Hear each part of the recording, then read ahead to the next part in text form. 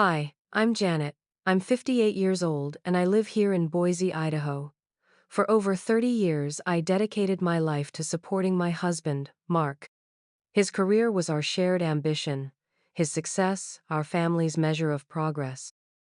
I poured everything I had into creating the stable, comfortable world that allowed him to climb the corporate ladder, the perfect home, the seamless logistics of family life, the emotional bedrock he leaned on during every stressful quarter or late-night negotiation. We were supposed to be a team. That was the story we told ourselves, the story I truly believed with every fiber of my being. I wasn't just a wife. I was his partner in this grand project of building a life, a success story we were writing together, chapter by chapter. My contributions might not have been visible on a corporate balance sheet, but they were the invisible scaffolding that held everything up. I managed the budget down to the penny, sacrificed my own career aspirations without a second thought, ran the household like a well-oiled machine, and provided the quiet, constant support he needed to thrive in his demanding world. And thrive he did. Mark rose through the ranks, his name becoming synonymous with competence and dedication in his industry. He became the man he always dreamed of being: respected, powerful, successful. And I was right there beside him, or perhaps more accurately, a careful step behind him, smiling at company functions, entertaining clients, making sure everything at home was handled, so he never had to worry about anything but work. It was my role, and I embraced it. I believed in him. I believed in us. The story I'm about to share is about the night that carefully constructed reality shattered into a million pieces. It was supposed to be the culmination of all those years, a celebration of Mark's biggest achievement yet. Instead, it became the night I learned that the man I had built my life around wasn't who I thought he was, and that my own value had been completely invisible, even to the one person who should have seen it most clearly. It was a betrayal that cut deeper than I ever could have imagined, a wound that took everything I had to heal from.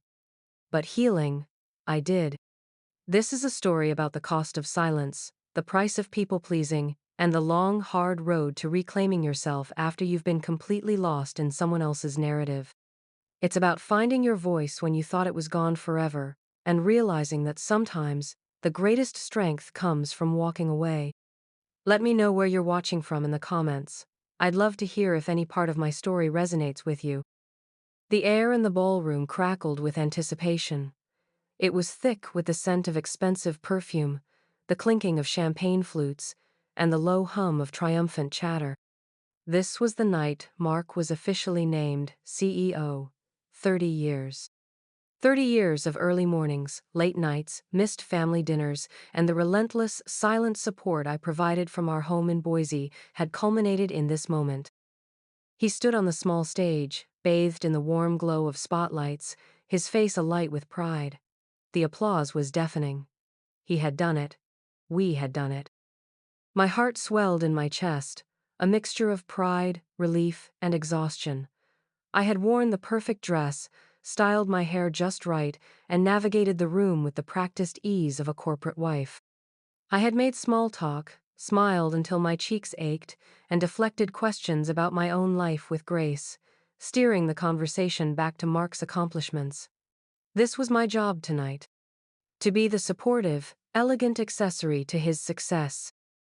After his speech, which was eloquent and humble, acknowledging the support of his colleagues and, with a brief, sweeping gesture in my direction, his wonderful family, Mark was swarmed by well-wishers. I kept a respectful distance at first, letting him have his moment. I watched him, this man I had loved and served for 3 decades, and felt a profound sense of completion. Our life's work, defined by his career, had reached its pinnacle. Eventually, the crowd around him thinned slightly, and I began to make my way over, ready to offer my private congratulations. But just as I reached the edge of the small group, a man stepped forward, extending his hand to Mark. It was Mr. Thompson, the outgoing CEO, a man Mark deeply admired, and who had been his mentor for the last 10 years. Mark, Mr. Thompson said, his voice carrying slightly in the quieter corner of the room. Congratulations, you earned this. You know. He paused, turning his gaze towards me with a kind smile. None of this would have been possible without Janet. She's the real hero here. My smile widened, ready to receive the standard polite acknowledgement that wives often got in these situations. But Mr. Thompson wasn't finished. His expression turned serious, almost regretful, and he lowered his voice slightly, though I could still hear him clearly over the ambient noise. I remember, he continued, his eyes fixed on Mark, that crisis back in '08, when the deal was about to fall apart.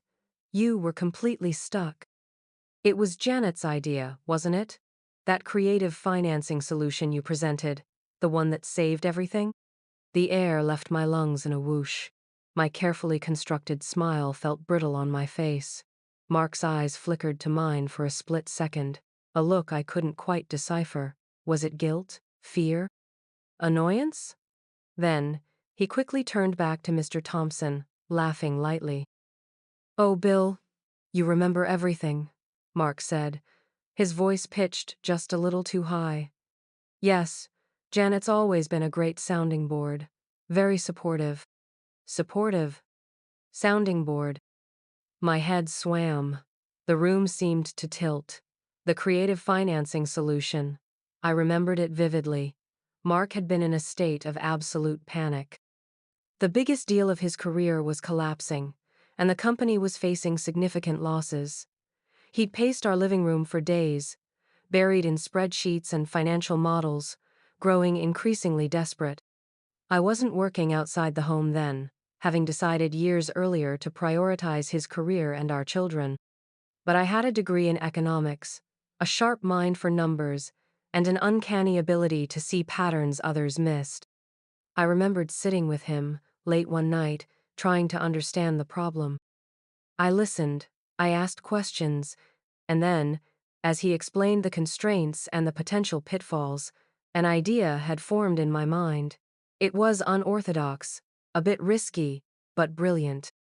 It involved restructuring the debt and using a specific type of derivatives I'd studied in college, something he hadn't considered. I had sketched it out on a notepad, explaining the mechanics, the potential benefits, the calculated risks. Mark had been skeptical at first, then intrigued, then finally, his eyes had lit up with recognition. He'd spent the rest of the night refining it, and the next day, he had presented it to his team. It had worked. It had saved the deal, salvaged the company's reputation, and solidified Mark's position as a rising star. He had come home that night, exhausted but triumphant, and hugged me tight. You did it, Jan, he'd said, his voice thick with emotion. You saved me. That was the last I'd heard of my contribution. In every subsequent retelling, every internal company memo, every conversation I'd ever overheard, the solution was always referred to as Mark's innovative approach. I hadn't minded. Not really. His success was our success. My contribution was just part of the silent partnership. But Mr. Thompson's words tonight felt different. They weren't just a casual observation. They were a direct question, a reminder of a specific, high-stakes contribution I had made, one that had been pivotal to his career trajectory. And Mark's response? Great sounding board, very supportive. It was a dismissal, a minimization, a lie by omission, delivered with a smooth, practiced smile. I don't remember much of what happened immediately after that. The polite conversation continued around me, but I was no longer participating. My mind was replaying Mr. Plation, Thompson's words, Mark's response, and then, a flood of other memories began to surface. The budget templates I'd created that he used for his department's finances. The strategic planning models I'd helped him build on weekends. The countless times I'd listened to him rehearse presentations, offering feedback and refining his arguments, sometimes rewriting entire sections myself. The emotional labor of managing his stress, his anxieties, his professional disappointments, always putting his needs first. It wasn't just one idea. It was a continuous stream of support, both visible and invisible, tangible and intangible. It was the relentless, unacknowledged work of keeping his world stable so he could focus on his career. And in the moment of his greatest triumph, when asked about a specific, crucial contribution I had made, he had reduced me to a sounding board. A coldness spread through me, a deep, bone-chilling realization. It wasn't just about that one idea, it was about everything. My support wasn't seen as a partnership, it was seen as a service. My contributions weren't valued, they were absorbed and rebranded as his own. My identity had become so intertwined with his success that I had lost sight of my own worth, and apparently, so had he. I remember excusing myself politely, my voice sounding distant even to my own ears. I needed air. I needed to be alone. I found a quiet corridor and leaned against the cool wall, trying to regulate my breathing. The festive sounds of the party seemed to mock me, amplifying the sudden, deafening silence in my own head. Betrayal. That was the word that echoed in the emptiness. Not a dramatic affair, not a sudden cruelty, but something quieter, more insidious. The betrayal of trust, of partnership, of the very foundation of our shared life. He hadn't just taken credit for an idea. He had built his success, in part, on my unacknowledged labor, my intellect, my sacrifices, and then, in the moment of truth, had rendered it invisible. I stayed in that corridor for a long time, watching people pass by, their faces flushed with celebration. They saw Mark as the self-made man, the brilliant strategist, the deserving leader. They didn't see the woman who had worked tirelessly behind the scenes, whose ideas and efforts had greased the wheels of his ascent. They didn't see me, and worst of all, neither did he. When I finally went back into the ballroom, I felt like a ghost. I smiled, I nodded, I congratulated Mark again, the words feeling like ash in my mouth. He didn't seem to notice anything was wrong. He was too busy basking in the glow of his achievement, surrounded by admirers. I watched him, really watched him, and saw a stranger. The man I had loved, the man I had believed in, seemed to disappear, replaced by this confident, charismatic figure who had just revealed himself to be a careful curator of his own narrative, one that conveniently omitted my starring role. The car ride home was long and silent. Mark was exhilarated, recounting moments from the party, the compliments he'd received, the plans he had for the company. I listened, offering monosyllabic responses, my mind still reeling. I looked out the window at the passing streetlights, each one a reminder of the dark road I suddenly found myself on. We got home, and the house felt oppressively quiet after the noise of the party.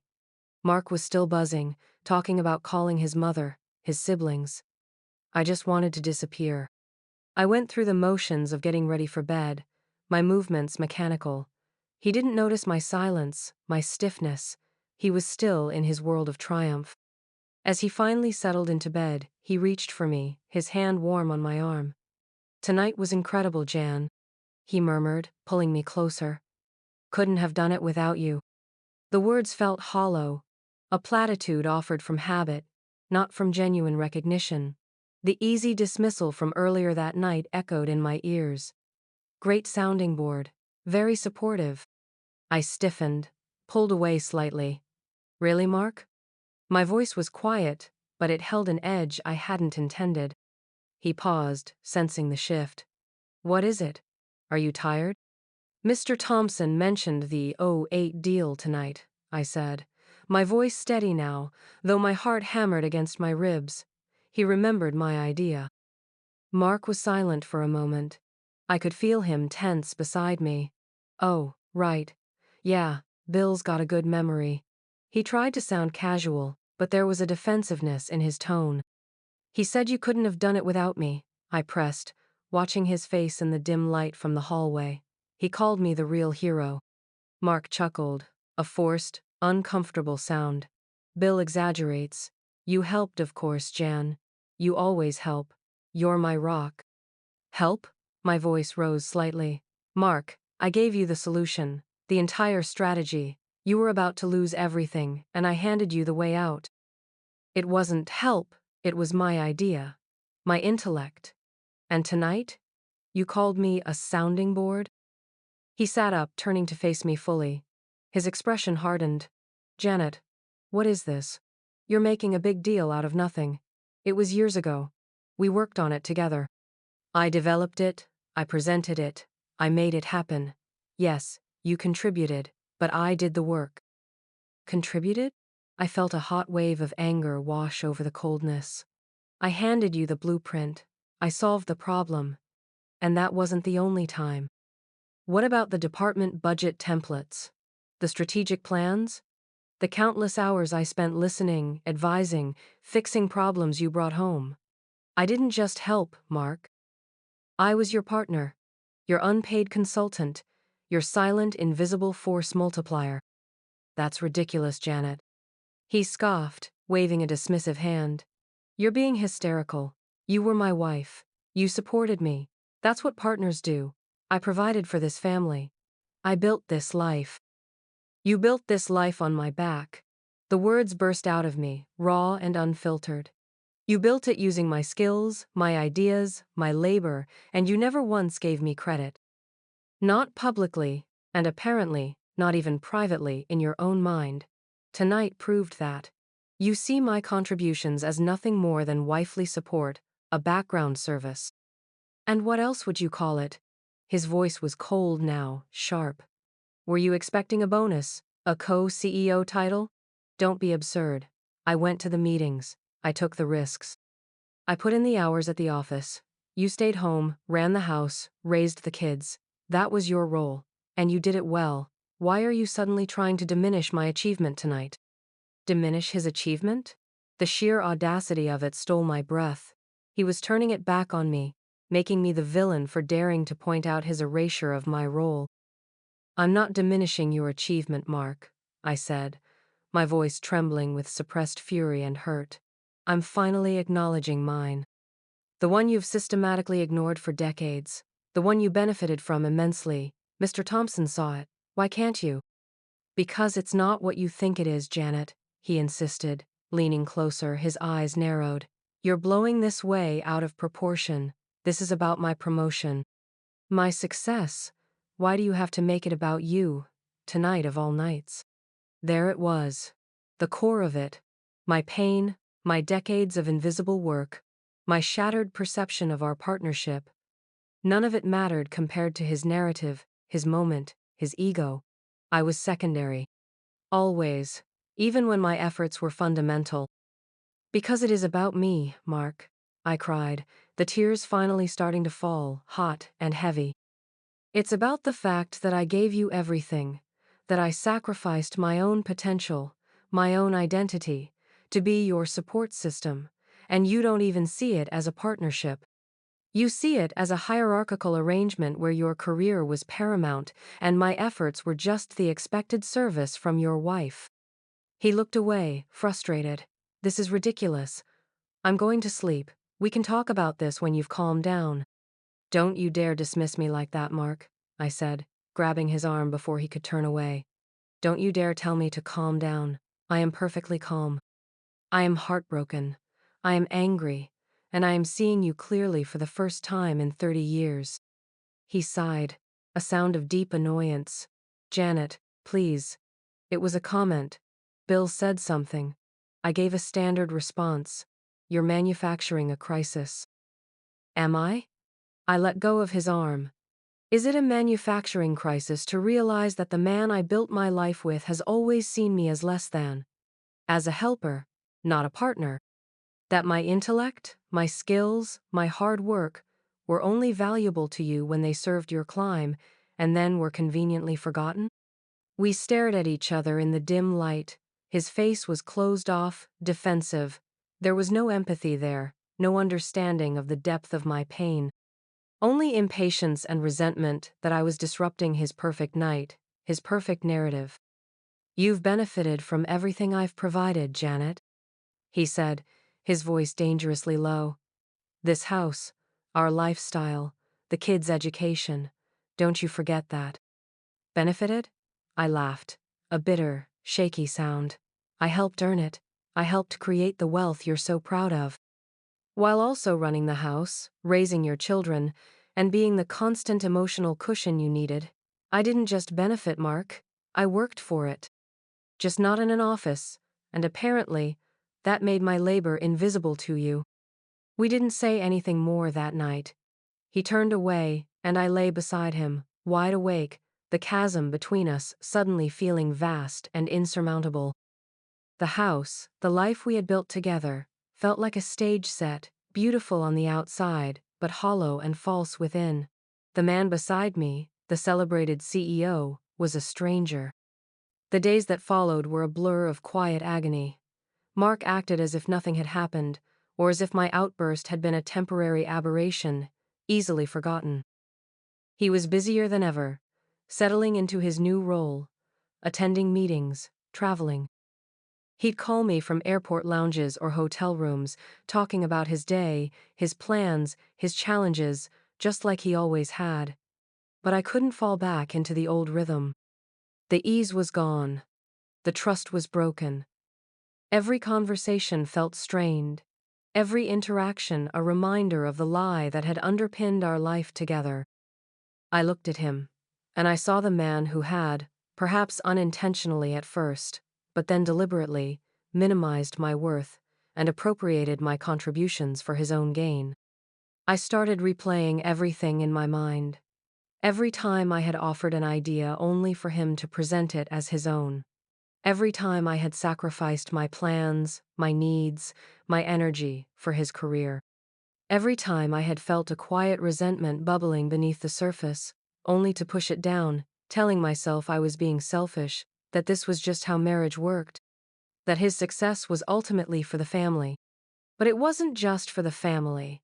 It was for him, for his status, his ego, his sense of accomplishment. And he had been willing to step over me, to erase my presence, to achieve it. The realization was devastating. It wasn't just that one incident Mr. Thompson had mentioned. It was a pattern, a lifetime of subtle, insidious erasure. I had poured my intelligence, my energy, my creativity, my very being into being the foundation for his success, and he had treated me like furniture, necessary perhaps, but invisible, something that was just there to support him. The physical symptoms started to manifest. A knot in my stomach that wouldn't go away. Sleepless nights spent staring at the ceiling, my mind racing. A constant feeling of tightness in my chest. I lost my appetite. I felt perpetually on the verge of tears. The house, once my sanctuary, felt suffocating. I tried talking to Mark again, hoping that perhaps in the light of day, away from the pressure of the celebration, he might see things differently, but he remained steadfast in his denial and defensiveness. "Janet, we've discussed this," he'd say, his voice weary. "You're fixating on one comment. It's not fair to me, not now. I'm the CEO. I have enormous responsibilities. I need your support, not your accusations." "My accusations?"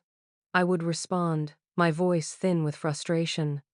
"These aren't accusations, Mark. They are decades of my life that you are refusing to see." "I see your life," he would snap back. "You have a beautiful home, financial security, healthy children who are thriving. What more do you want? A trophy? Public recognition for being a good wife?" "I wanted a partnership, Mark," I would cry. "I wanted to be seen, valued, acknowledged for who I am and what I contributed, not just as a silent extension of you." These conversations went nowhere. They would quickly devolve into him accusing me of being ungrateful, of trying to steal his spotlight, of being unstable. He expertly flipped the script, making me doubt my own sanity, my own perception of reality. This, I would later learn, was classic gaslighting. He couldn't face the truth of his actions, so he attacked my ability to see it. I started withdrawing. From him, from friends, from activities I used to enjoy. I felt isolated, trapped in a marriage that felt like a prison. The woman I had been, capable, supportive, quietly competent, seemed to vanish.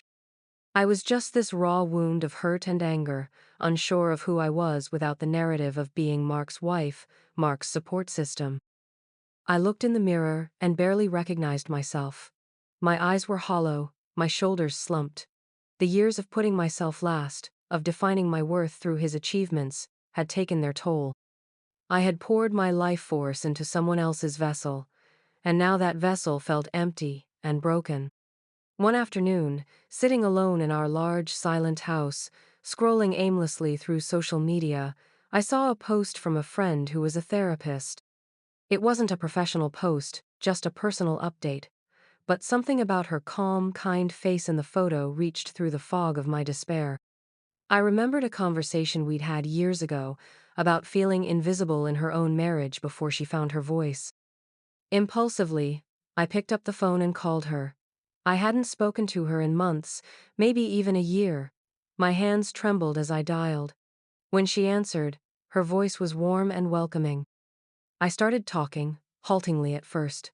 Then the words came pouring out. The party, Mr. Thompson's comment, Mark's reaction, the lifetime of feeling unseen. I cried, I raged, I confessed my confusion and pain. She listened patiently, without judgment, letting me speak until I was exhausted. When I finished, she was quiet for a moment.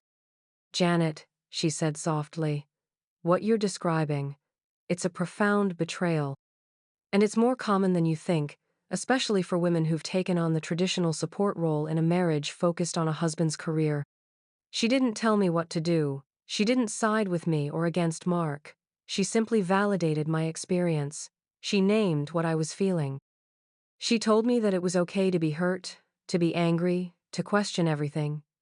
She suggested that talking to a professional might help me process what had happened and figure out what I wanted to do next. That conversation was a lifeline. It was the first time I felt truly seen and heard since that night. It was also the first step towards reclaiming my own narrative. I found a therapist, a kind woman named Sarah, who specialized in trauma and relationship dynamics. Walking into her office for the first time felt terrifying. It felt like admitting failure, admitting that the life I had built, the life I had presented to the world, was a facade. But Sarah created a safe space for me to unravel. Week after week, I talked about the early years of my marriage, the compromises I'd made, the dreams I'd quietly let go of. About the specific instances where my ideas and efforts had been absorbed into Mark's career. About the constant emotional regulation I performed, always prioritizing his moods, his stress levels. About the casual dismissals, the lack of genuine curiosity about my inner life, the slow erosion of my own identity. I began to see the pattern of emotional exploitation, not just financial. Mark didn't just benefit from my intellectual labor, he benefited from my emotional labor, my people-pleasing tendencies, my deep desire to be a good wife, a good partner. He relied on my ability to manage his emotions, to make him feel secure and capable, without ever having to reciprocate that level of care. It was painful work. I unearthed buried resentments, acknowledged the depth of my anger, and faced the crushing weight of regret for the decades I had spent prioritizing someone else to the detriment of myself. I grieved the loss of the future I thought I had, the peaceful retirement I had envisioned sharing with the man I thought I knew.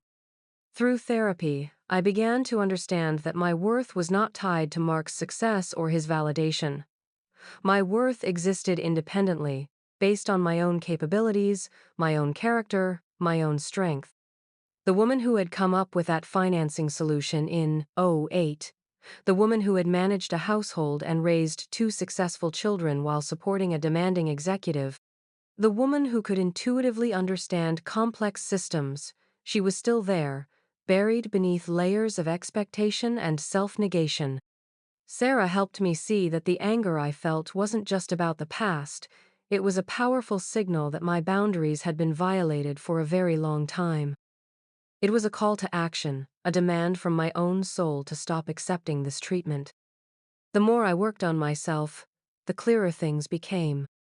I saw Mark's behavior not just as a one-off mistake, but as a fundamental lack of respect for me as an equal partner, a lack that had been present, in various forms, for our entire marriage. I realized that confronting him directly about his dismissal of my contributions wasn't just about getting credit, it was about demanding to be seen as a whole, valuable human being in my own right. The prospect of confrontation terrified me. Mark was powerful, persuasive, and skilled at turning things back on me. I knew he wouldn't suddenly see the light and apologize. But I also knew I couldn't live in this silent, resentful state any longer. I couldn't continue pretending everything was fine. The lie was killing me, slowly. One evening, Mark was home, relaxing after a long day. He was in a good mood, oblivious to the storm gathering within me. I took a deep breath, my hands clammy, but my resolve firm. "Mark," I began, my voice shaky but clear, "we need to talk properly, not a fight, but a real conversation." He lowered his newspaper, a hint of wariness in his eyes. "Okay, Jan, what about?" "About that night," I said, my voice gaining strength. "About Mr. Thompson's comment, about my contributions to your career, about our marriage." He sighed. "Janet, we went over this. I thought we were past it." "We're not past it, Mark," I stated firmly. "Because you still don't seem to understand the depth of the issue. It's not about needing validation, it's about needing to be seen as an equal. It's about the fact that you have built your success, in part, on my labor and my ideas, and you have consistently minimized or ignored that." He leaned back, crossing his arms. "Here we go again. I already told you, I did the work. I was the one in the office. And I was the one creating the conditions that allowed you to do that work." I countered, refusing to back down this time. "I managed everything else. And I also provided intellectual and strategic support that you appropriated." I brought up specific examples I had discussed in therapy. Not just the '08 deal, but others too. The marketing campaign concept he'd used, the negotiation tactic I'd suggested that saved him a major client, the countless presentations I'd proofread and improved. He listened, but his expression grew increasingly impatient. When I finished, he didn't apologize. He didn't acknowledge the pattern. "Janet," he said, his voice tight with frustration, "you're rewriting history. You're taking isolated moments and blowing them up into some grand conspiracy. Yes, you were helpful at times, all wives are, but the success? That was me, my drive, my talent, my work ethic. Don't try to take that away from me." "I'm not trying to take anything away from you, Mark," I said, feeling a surge of the old, familiar despair mixed with a new, fierce, protective instinct for myself. "I'm trying to claim my own truth. I'm trying to get you to see me, really see me, as a competent, intelligent individual who was a vital part of your journey, not just scenery." "I do see you, Janet," he insisted, raising his voice. "I see the wife who lives in this beautiful house I provided, who doesn't have to worry about money, whose needs have always been met." "Financially, yes," I conceded, though the financial dependence suddenly felt like another cage. "But what about my emotional needs? My need to be valued? To be seen as a partner, not a subordinate? You've been blind to that, Mark. Willfully blind, I think." The conversation devolved from there, just as I had feared. He became defensive, then accusatory, then dismissive. He accused me of being ungrateful, of having a midlife crisis, of being influenced by my therapist. He used every tactic in his arsenal to avoid taking responsibility, to make me doubt myself. But this time, it didn't work. I didn't crumple. I didn't back down. Therapy had armed me with the language and the emotional resilience to see his manipulations for what they were. He wasn't engaging with my points. He was trying to control the narrative, just like he always had. "I understand you can't see it, Mark," I said finally, my voice calm despite the storm inside. "Or maybe you choose not to, but I see it, and I can't unsee it." I stood up. "I can't live like this anymore," I said. "I can't be invisible in my own life. in my own marriage. I need to figure out who I am, separate from your career, separate from being your wife. And I can't do that while I'm still here, still caught in this dynamic. He looked stunned. What are you saying, Janet? I'm saying I need space, I stated, my voice trembling slightly, but firm. I'm saying I think I need to leave. The silence that followed was deafening. His face went pale. This was not the response he had expected. He was used to me yielding, to me eventually backing down, and restoring the peace. Leave? He repeated, the word a whisper. Where would you go? What would you do?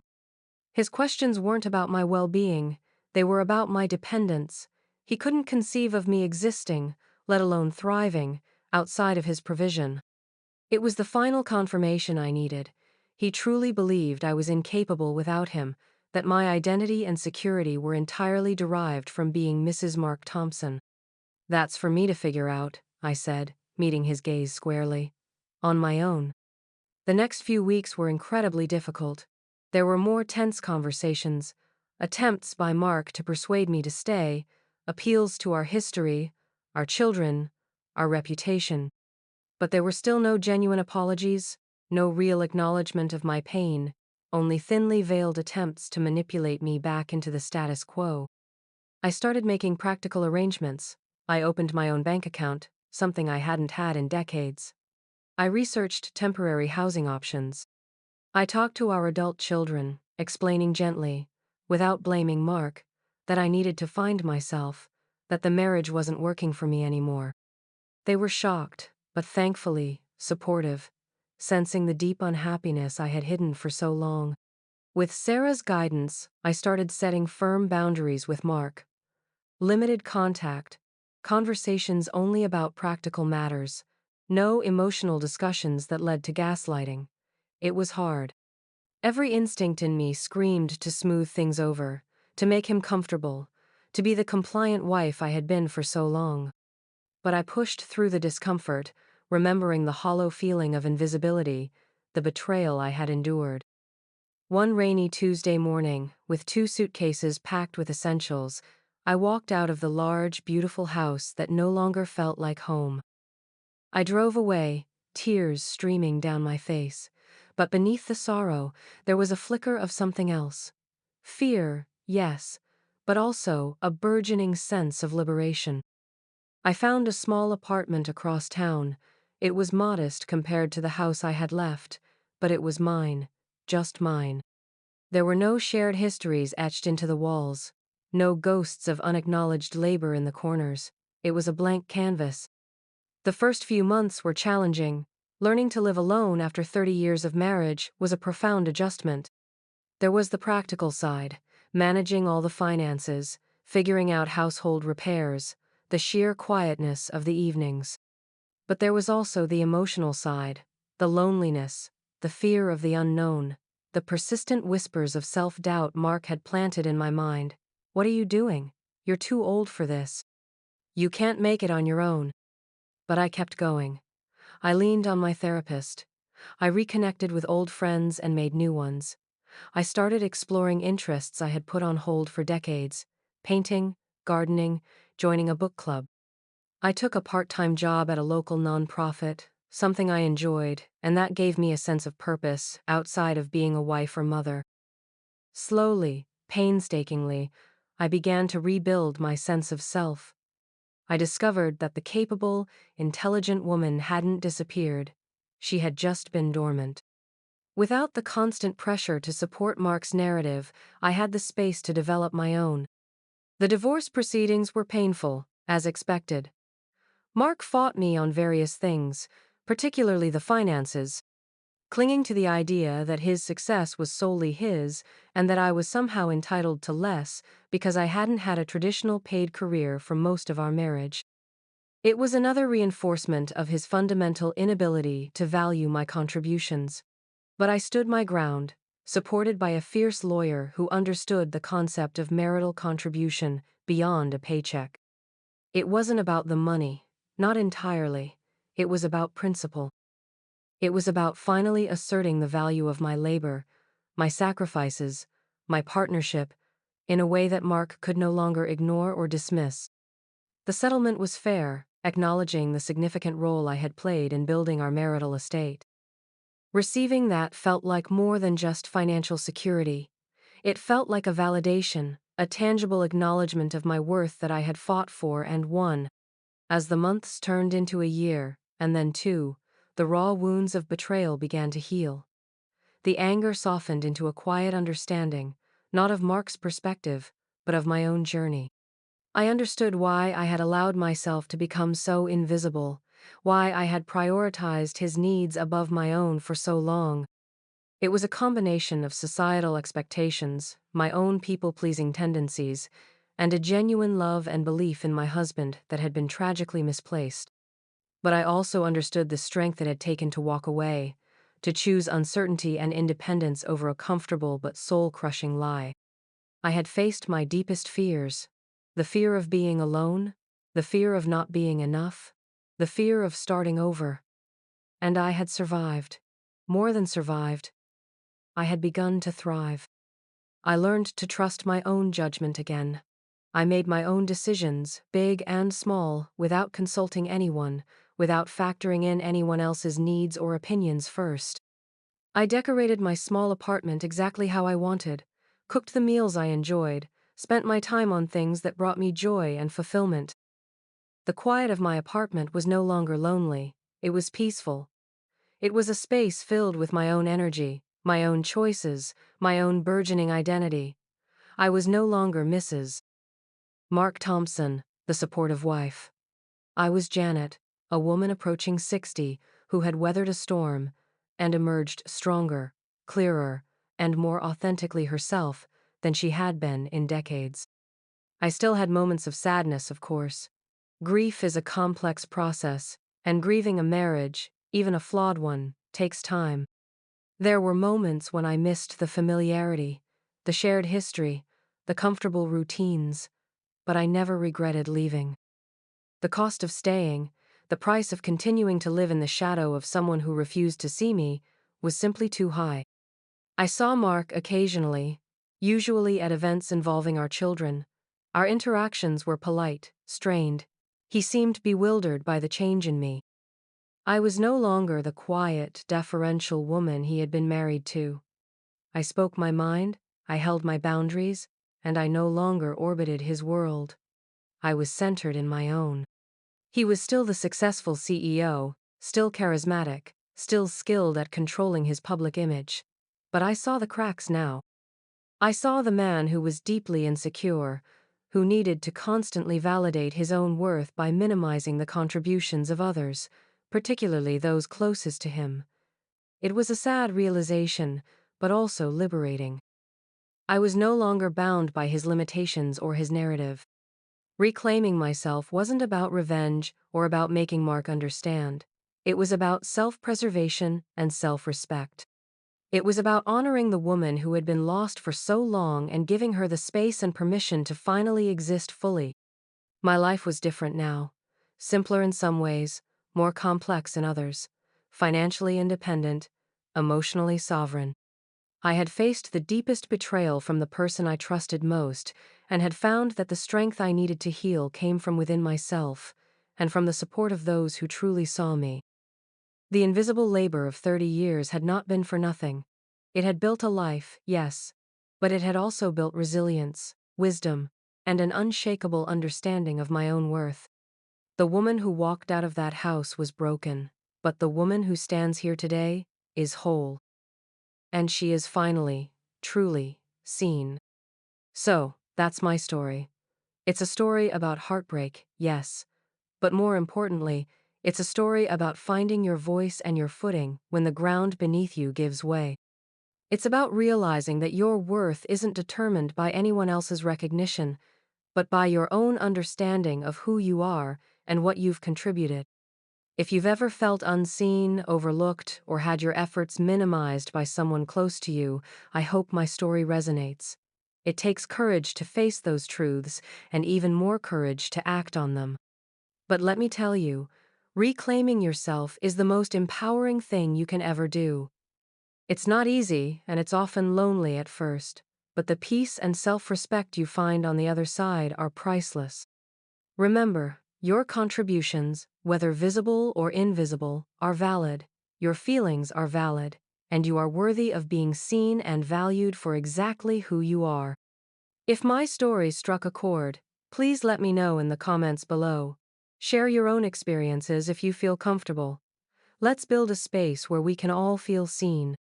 And if you haven't already, please consider liking this video and subscribing to my channel for more stories of resilience and transformation. Thank you for listening.